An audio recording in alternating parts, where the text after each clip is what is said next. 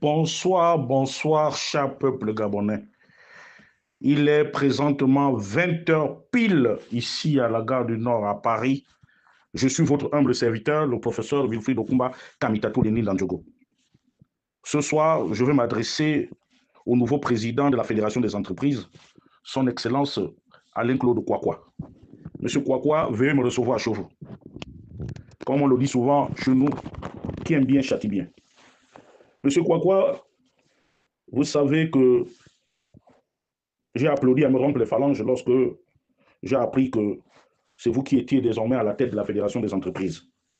Vous avez succédé au banquier Henri-Claude Oyima. Et vous connaissez les problèmes de l'entrepreneuriat au Gabon. Et je sais compter sur vous, ainsi que le bureau qui vous accompagne dans votre lot de mission pour la diversification de notre économie. Grand frère Alain-Claude, je te donne 6 mois pour convaincre à partir de la date d'aujourd'hui, du 7 juin 2025. Nous ferions le point le 7 décembre 2025. Grand frère Kouakoua, l'État, notamment par le biais de la fonction publique, ne peut plus employer tout le monde. Ce n'est pas possible.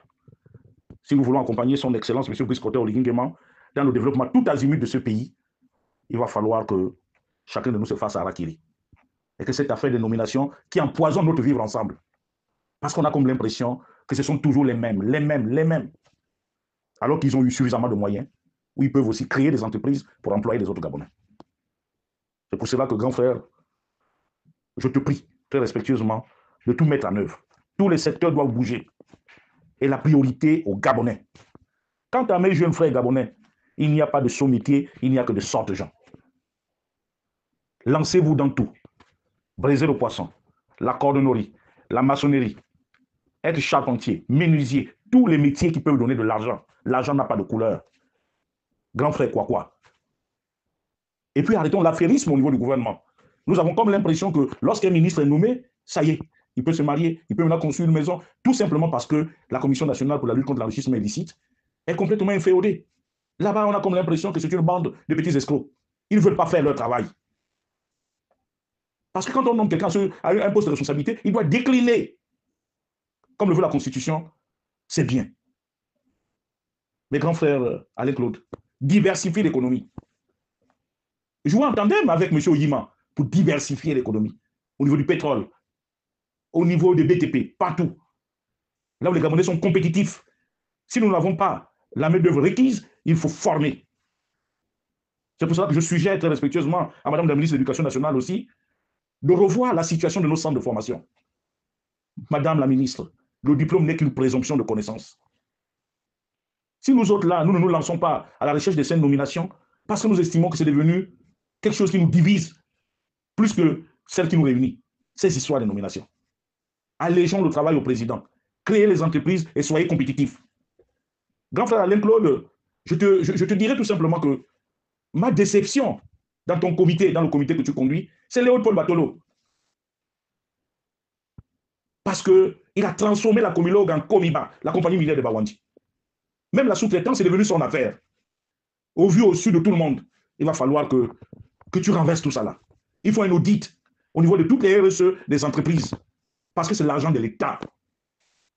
Quant à vous les Gabonais, moi je dirais que lançons-nous, battons-nous, mettons-nous au travail. Nous avons la chance, et Dieu ne nous la donnera pas 2 fois, d'avoir un président de la République ouvert et capable de nous pousser vers l'avant. Depuis son avènement à la magistrature suprême, il a posé des actes importants. Et arrêtons d'envenimer la situation qui s'est passée au niveau de derrière l'Assemblée nationale, à Plénoriti. Le développement coûte cher. Le développement exige à chacun d'entre nous de faire des sacrifices. Cet endroit-là, hier, quand je suis arrivé à Libreville ici, je suis arrivé en août 1978 à Libreville. J'avais à peine 8 ans. 7 ans autant pour moi, puisque je suis né le 14 janvier 1971. Et cet endroit-là, c'est là où on se baignait. On jouait au foot, on faisait n'importe quoi là-bas. C'était déjà réservé d'utilité publique. Et l'État ne va pas indemniser les gens plusieurs fois. Nous sommes têtus.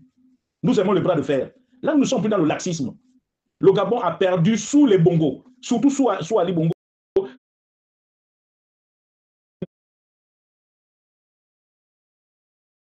Surtout sous Ali Bongo, 14 ans nous avons perdu. Nous n'avons plus un pays attractif.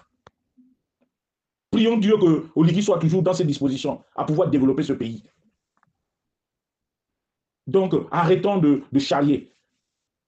Et sur un autre plan, je dirais à l'actuel délégué spécial de Libreville que oui, je vous encourage, dans votre élan, à pouvoir déguerpir Libreville des taudis.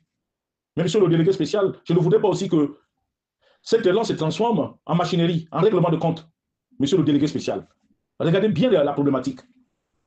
Vous avez affaire à des populations qui sortent de 14 ans de misère absolue. Donc, allons-y pas à pas. Lorsqu'on déguerpit, le chantier doit s'ouvrir immédiatement.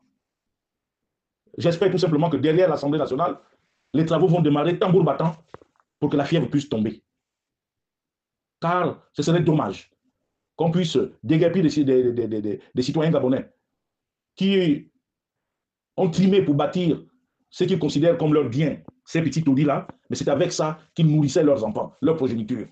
Maintenant, il revient à son excellence, M. Brice-Clotaire Oligui Nguema, dont la générosité est reconnue de tous, de voir comment il peut faire un geste à l'endroit de ces familles qui ont perdu tout le sens de leur vie. C'est bien été très important, Monsieur le Président. Je n'encourage non plus que l'on puisse vous défier, parce que l'autorité de l'État s'impose à tous. Mais Excellence, je vous saurai gré de regarder et de penser à ces familles qui sont en difficulté aujourd'hui. L'État a parfaitement raison, mais vous êtes le père de la nation, le père de tous. Vous avez toujours dit que vous êtes là pour restaurer la dignité des Gabonais. Qu'il me soit permis de solliciter votre pardon paternel en vous sollicitant pour que vous puissiez aider ces pères et mères de famille qui aujourd'hui ne savent plus où aller en leur allouant un peu de sous pour se reconstruire. C'était votre humble serviteur, le docteur Wilfried Okumba Kamitatou Leni Dandjogo, depuis la principauté de la gare du Nord à Paris.